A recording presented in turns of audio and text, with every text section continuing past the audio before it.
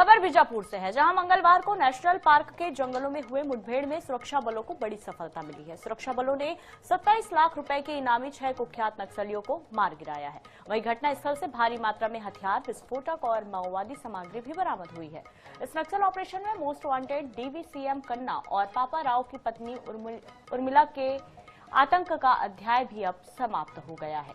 Bastar IG P Sundarraj ने press वार्ता कर इसको लेकर जानकारी दी और बताया कि नेशनल पार्क क्षेत्र के कांदुलनार, कचरारम और गुज्जा कोंटा के जंगलों में एसजेडसीएम पापाराव, मद्देड़ एरिया कमेटी के इंचार्ज डीवीसीएम कन्ना उर्फ बुचन्ना, डीवीसीएम उर्मिला, डीवीसीएम मोहन कड़ती और पश्चिम बस्तर डिवीजन के 50 से 60 माओवादियों की मौजूदगी की सूचना पर सर्च अभियान शुरू किया गया था।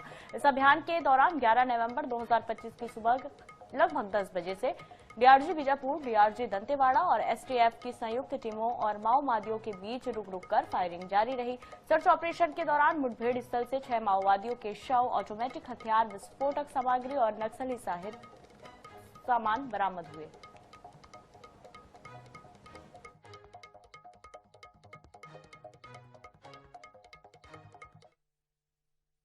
सुरक्षा बल द्वारा, पुलिस द्वारा अभियान संचालित करने का परिणाम स्वरूप बस्तर संभाग के अंतर्गत विगत 20 महीने में लगभग 450 माओवादी कैडर डेड बॉडी अलग अलग मुठभेड़ के पश्चात रिकवर की गई थे।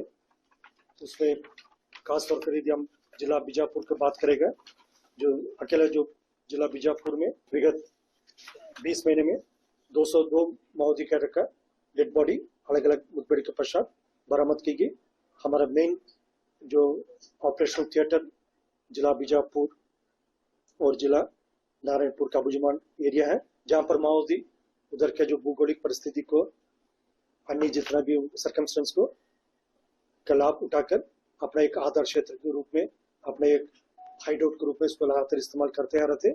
दक्षिण सब जोनल इलाका में, वेस्ट बस्तर, साउथ बस्तर, इन क्षेत्रों में जो माओवादी संगठन का कुछ गिने चुने कैडर्स है, कुछ सीमित एरिया में अभी भी हिंसात्मक गतिविधि का अंजाम देने के लिए, किसी न किसी प्रकार के साजिश को रचने के लिए उनको उपस्थिति का सूचना पुलिस के पास लगातार प्राप्त हो रहा है।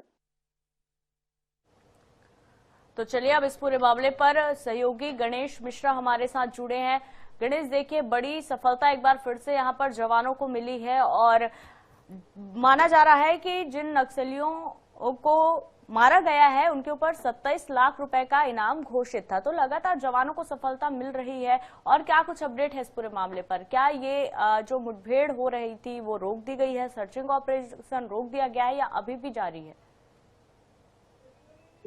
देखिए, बीजापुर में नक्सलों के खिलाफ चलाए जा रहे आंदोलन जैसे कि अभियान थे, उनमें बहुत से मुठभेड़ हुए हैं जिसमें जवानों ने बड़ी बड़ी सफलताएं हासिल की हैं। परंतु मंगलवार को जो मुठभेड़ हुई है नेशनल पार्क के कसलारम इलाके में, इस मुठभेड़ को इसलिए भी महत्वपूर्ण माना जा रहा है क्योंकि नक्सलियों का जो मद्देड़ एरिया कमेटी है, उसका जो इंचार्ज है बुचन्ना, उसका उस इलाके में काफी जो है खौफ माना जाता था, दहशत उसका काफी था और उसके मारे जाने से वो इलाका जो है अब शांत हो गया है। और आज जिस तरीके से जो प्रेस कॉन्फ्रेंस हुआ, प्रेस कॉन्फ्रेंस में जो आईजी बस्तर और बीजापुर एसपी जितेंद्र यादव, उन्होंने कहा कि इस मुठभेड़ में हथियारों के साथ 100 जो बरामद हुए, उसके अलावा जो सामग्रियां बरामद हुई उसमें कुछ महत्वपूर्ण दस्तावेज भी हैं जिसे भी खंगाला जा रहा है। और ऐसा भी बताया जा रहा है कि उन दस्तावेजों में ऐसे भी संकेत मिले हैं कि जो मारा गया नक्सली कमांडर बुचन्ना है, उसके जो तार जो है वो अर्बन लोगों से, अर्बन नक्सलियों से जुड़े हुए थे।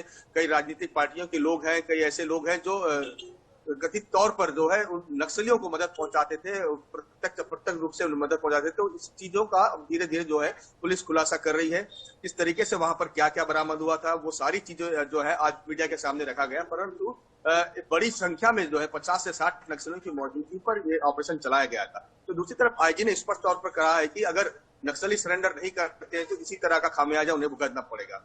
दूसरी और बड़ी बात उन्होंने ये भी बताई है कि बस्तर में इस समय जो है देवजी, हिड़मा, गणपति के अलावा करीब 7 नक्सली कमांडर ऐसे हैं जो बस्तर में सक्रिय हैं और सशस्त्र आंदोलन को आगे बढ़ाने की बात कर रहे हैं। और ये वही लोग हैं जो सशस्त्र आंदोलन और शांति वार्ता के प्रस्ताव को ठुकराने की कोशिश कर रहे हैं। तो उन्होंने स्पष्ट संदेश दिया है कि अगर वो समर्पण करना चाहते हैं तो अच्छी बात है, उनका स्वागत है, अगर वो नहीं करना चाहते हैं तो उनका असर भी इसी तरह से होगा। जी बिल्कुल, और साफ तौर पर जब बड़ी संख्या में नक्सलियों ने अपने हथियार डाले थे तो दो गुट में बटा हुआ इनका संगठन भी नजर आया था, जिनमें से एक गुट ये थे जिन्होंने आत्मसमर्पण वाले इस बात को साफ तौर पर नकारा था। तो बिल्कुल रास्ता कुछ छूटा नहीं है, अभी भी वही बात कह रहे हैं, या तो आप हथियार छोड़िए या तो गोली खाने के लिए तैयार रहिए, क्योंकि जवान जो है वो तो अब बिल्कुल पीछे हटने वालों में से नहीं है। फिलहाल तमाम जानकारी के लिए बहुत धन्यवाद गणेश।